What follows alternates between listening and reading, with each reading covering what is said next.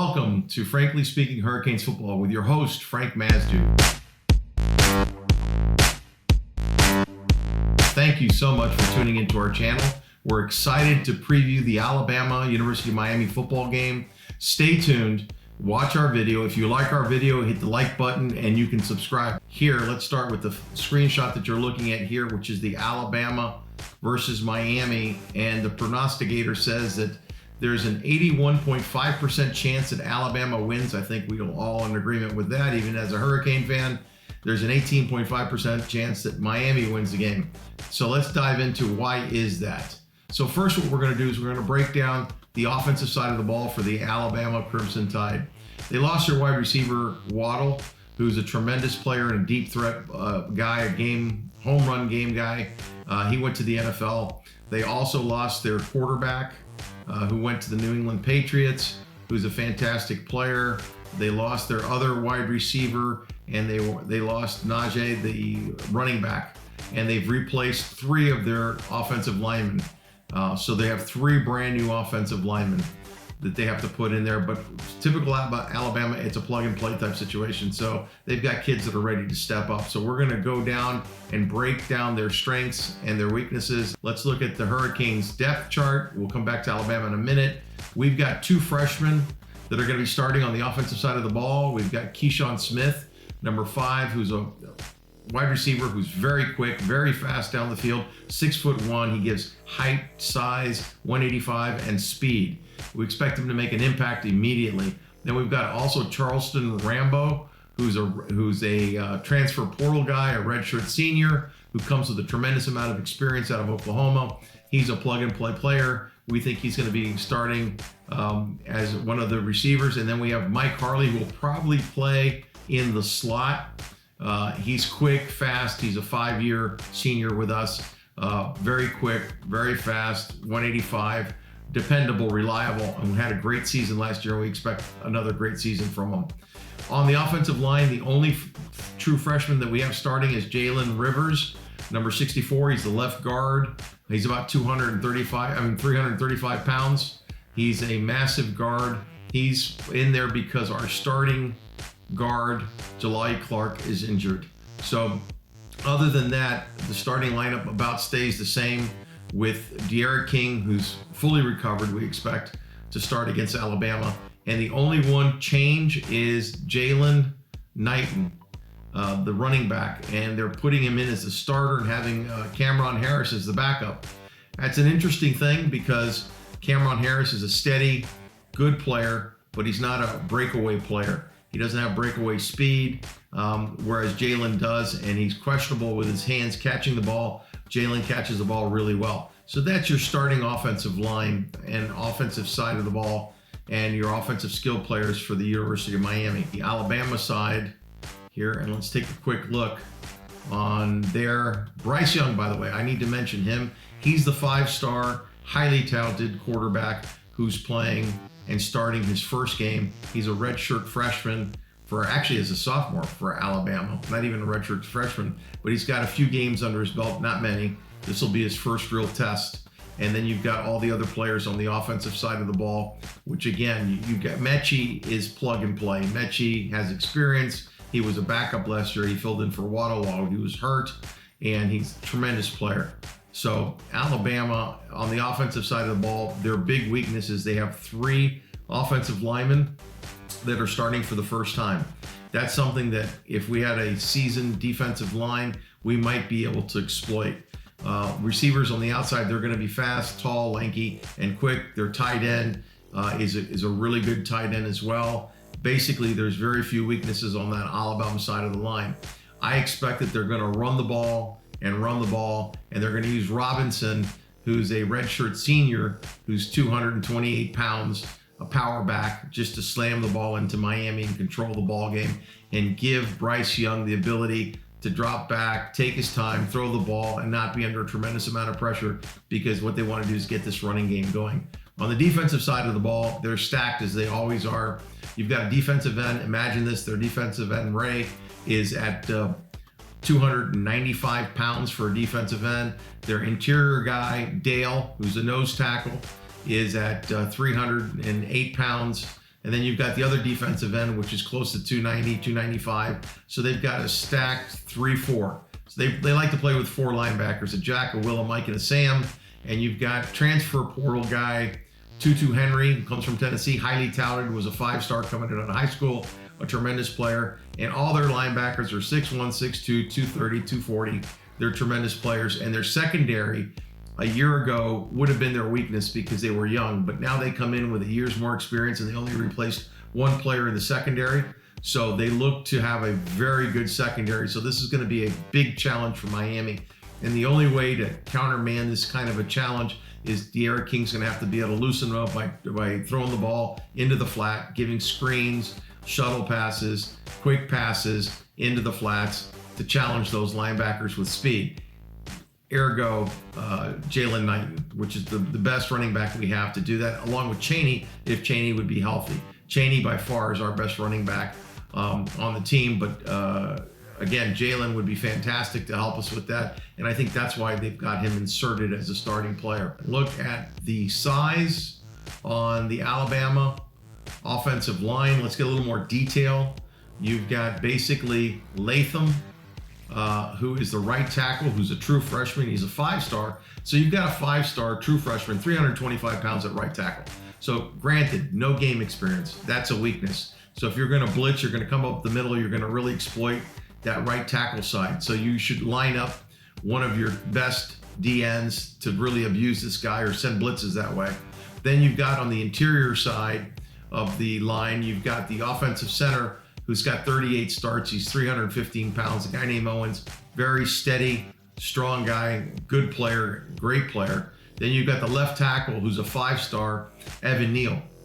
Now, this guy is 360 pounds. He's a mountain of a man. You're going to have a difficult time getting around him.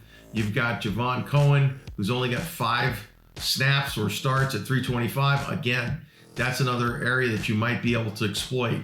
So you might be able to exploit the left guard and the right tackle, which are 2 areas with limited experience.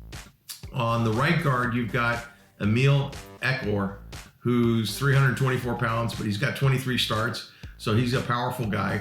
We're going to continue to evaluate these guys. If you go down on the defensive side of the ball, you've got their DN, which I mentioned to you earlier, Ray, number 18, 5-star with 31 starts. That guy's no joke. 295 pounds, tremendous player. Nose guard, it's got 23 starts. He's a 3-star at 307 pounds. Steady in the middle. Your other DN, Mathis, has got 40 starts. He's a 4-star at 312 pounds. Think about it. Your 2 DNs are close to either 312 or 295, pushing 300. Powerful guys up the middle. Then you've got your 4 linebackers, your Jack, your Will, your Mike, your Sam. All these guys are 232, 252. They're all large linebackers, 6'1", 6'2", powerful. Where you can exploit these guys would be speed off the edge, crossing routes, in the flats, making those linebackers move and react. And to be able to do all that, you've got to be able to threaten them with a run game. So Miami's got to be able to establish a run. D'Eriq has got to improvise a run out of the backfield. He's got to be able to hit guys in the flats. He's got to be able to keep them off balance. A lot of motion. You've got to get your tight end, Will Mallory, involved. It's the only way to attack them, to open up and loosen up that middle, because these guys have to be moving back and forth. Their secondary is pretty stout, but they can be beat. So it's going to be a very big challenge for Miami. Miami, back to their offensive side of the ball. We didn't mention him earlier, but Will Mallory would have to take a very big role. He's going to have to create some separation. He's going to have to go in there and challenge the linebackers. In addition to being able to be a good blocker and blocking for the run game, they're going to have to spread the field. And these guys will run sideline to sideline. What you're going to have to do is you're going to have to do a lot of motion and confusion. You're going to have to do some mismatches. There's going to have to be a lot of game planning. So coaching is going to be a critical component of this game. Jalen Knighton, again, he's a flash. He's lightning to their thunder. He's a guy that can take it the distance, screen passes, bubble screens, all kinds of ways to get him the ball. The more touches he gets outside the tackles, the better. And he can run between the tackles, but he's got to stop, pivot, and go. He's got to shoot these gaps. But I think Jalen is the big home run threat that we have at running back if Chaney isn't available. If Chaney is available, then that's the guy you go to. On the defensive side of the ball, we have question marks. We have question marks all over the defense. The offensive side of the ball is pretty seasoned. The only change you're going to have is Jalen Knighton, and you're going to have the right guard who's new, who's left guard, Jalen Rivers, who's a freshman. He's only there because Jalali Clark is out injured, and he's got 0 starts. So this is a big game for him. He's 325. He's a 4-star.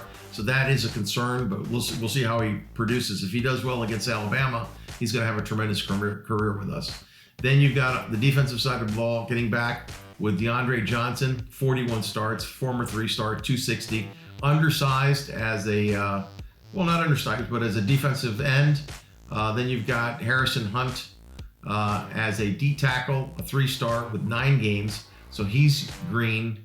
This is going to be a big game for him at 285. You've got Silvera, Nestor Jade at 306. He's got 30 games. He's a 4-star. He's our best D lineman. And we'll see. He's going to have to command some double teams, and he's going to have to make his presence known for Miami to have a chance to get some interior push. Then you've got Zach McLeod, and the jury's out on him. At linebacker, he wasn't very impressive, but at D end, and he's only 254 pounds, so he's kind of light. Hopefully he's quick enough and his footwork is good enough to get some pressure. We also lost Cam Williams due to suspension, so our depth at D end is weak. It's suspect at best. Then you've got a middle linebacker, Corey Flagg, number 11, who's 230 pounds. He's a redshirt freshman, and Corey's going to have his hands filled with those 2 guards for Alabama and having to deal with them. So he's going to have a tremendous game. He's going to have to be able to fly and tackle sideline to sideline. Then we've got Gilbert Fearson at striker, 4-star, 210 pounds. Again, lights is going to have to make up with it with speed. And he's been a great player for us. He's got some experience. He's got 26 games under his belt. He's got 2+ years of experience with the team.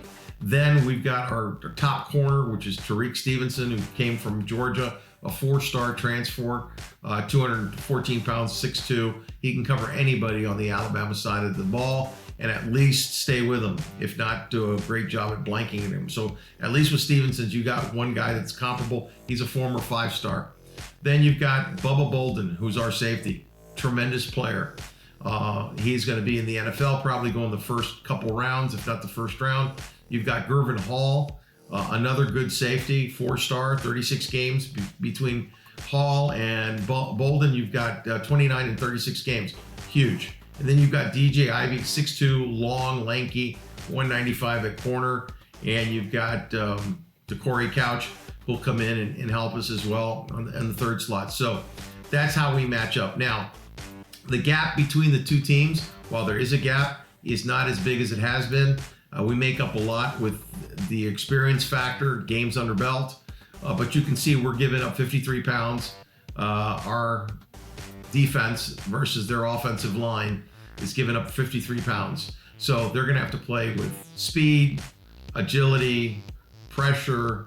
They're going to have to play with quickness, leverage to be able to handle this Alabama team, and they're going to have to be able to outthink them, outsmart them, out-game plan them, shoot their gaps, because physically, they're not going to beat them physically. They're going to have to beat them with game planning, and they're going to have to beat them with matchups. On the defensive side of the ball for Alabama against our offense, well, while they have a very stout defense, our offense is more seasoned. It's a better offensive line. Our offense is going to have their hands filled as well, but we've got at least the matchup from a weight standpoint with a 3-4 defense against our offensive line. I think we stand a better chance because the 5 offensive linemen are stout and powerful. They're going to be going up against 4 linebackers, and the interior guy for Alabama is 315 pounds. The 2 DNs are 295 plus. But I think that if our offensive line can handle them, then we have a chance, and I think that they probably can. The question is, will we be able to open up the holes? Will our guards be able to respond, and will the running backs be able to shoot the gaps and take off one stop, pivot, and go? We'll get more information as we get closer to that game. We'll do individual matchups. We'll match up the wide receivers against Alabama's DBs, and conversely, Alabama's wide receivers against our DBs. We'll look at the running backs versus the linebackers, the O-line versus the D-line, physical matchups. We'll look to see if we can find any kind of tweaks that could be made to gain leverage and gain advantages and gain mismatches. At tight end, I think we have an advantage. At quarterback, we have an advantage. Obviously, as good as Bryce Young could be, he's still basically, even though he's a sophomore, he's really a freshman coming into play, and De'Ara King has the advantage there. Coaching, Alabama has an advantage. Special team, Alabama has an advantage. And on the defensive side of the ball, they have an advantage as well. So we have to look and see how Miami's going to come out. It's going to be critical that Miami establish some sort of run game to protect De'Ara King. And it's going to be critical that they hit short passes in the flats to loosen up that defense. For Alabama, they're going to want to shut them down early and start to build a lead. If Miami gets a lead early, they're going to have to sustain it. The difference between this Miami team and teams in the past is that they have the bench so that they can come in and sustain it. So does Alabama. So the question will be, how do the bench players play? How does the second and third team unit play as the rotations go on in and out of the game? And that's going to be critical. The other critical part is going to be halftime and the corrections that are made at halftime to the game plan, the adjustments. What does Miami do? How do they attack Alabama? Alabama's going to come and run it down their throat and try and just ram the ball down their throat and throw quick, safe passes and then hit them with some deep balls when the opportunity arises. Miami's going to have to be able to withstand that initial thrust that Alabama comes at them with, and Miami's going to have to conversely come out on the other side of the ball and be creative, move the ball, control the ball, game time, and start moving the ball. Because if Miami can move the ball and put up some points, they might be able to take Alabama out of their running attack for a short period of time and eventually make them a little bit more one-dimensional, if that's possible. So the strategies are going to change. They're going to adapt. You're going to see some differences when the halftime adjustments come into play. So coaching is going to be critical.